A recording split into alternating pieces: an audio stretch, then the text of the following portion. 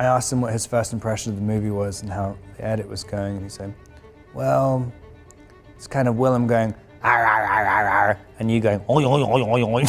And I was like, okay, great, thanks for that.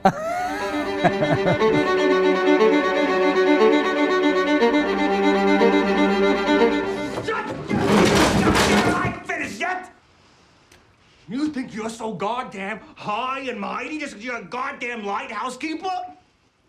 Well, you ain't a captain of no ship, and you never was.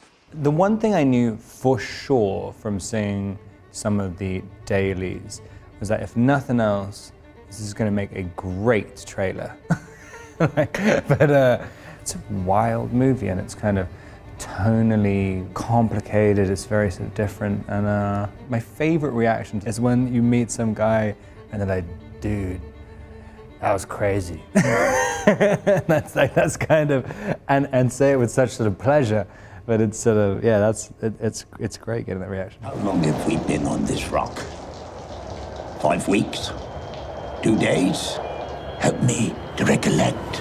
A lot of time when you're doing research for a part, it's because the script is too thin and there's not enough specificity in the dialogue, and so you kind of have to build it out to make it seem more convincing and just with performance, and try and find little things you can do from your research to add to it. But with this, it was so juicy and kind of, I mean, there was just so much going on. I mean, it's very, very wordy, and to figure out a way to kind of smash it up and bruise it to make it sound as natural as possible. And a lot of lumberjack stuff. I listened to a lot of lumberjack songs, which Robert gave me, which are absolutely fascinating because they're kind of just, all of the songs are just so brutal. I don't know, there's something about the value of life being quite low. I mean, you know, it's an incredibly dangerous job. The sea shanties are all quite nice. They're all about sort of falling in love with a mermaid and stuff, and like, but the lumberjack ones are just, I guess, because just a bunch of dudes together. they're just all. It's, I guess, like the equivalent of kind of gangster rap. I'm pretty sure that whole sequence was pretty much in one day. Like, out of all of that stuff, we were drinking water, but downing whole kind of whiskey bottles of water.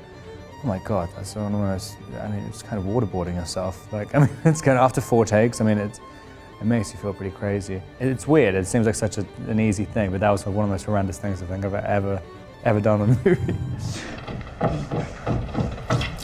It's funny, as much as I'd always like to say these sort of actor things when it's like, oh, it was a nightmare, it was like at a war.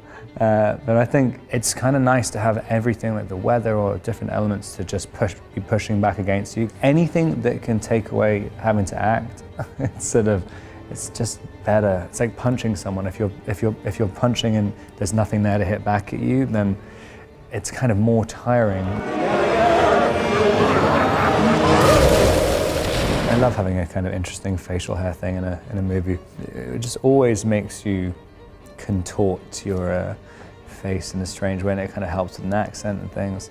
I'm always fascinated by a guy who chooses to have a moustache. You're like, what are you hiding behind there? There's always something going on. Never trust them.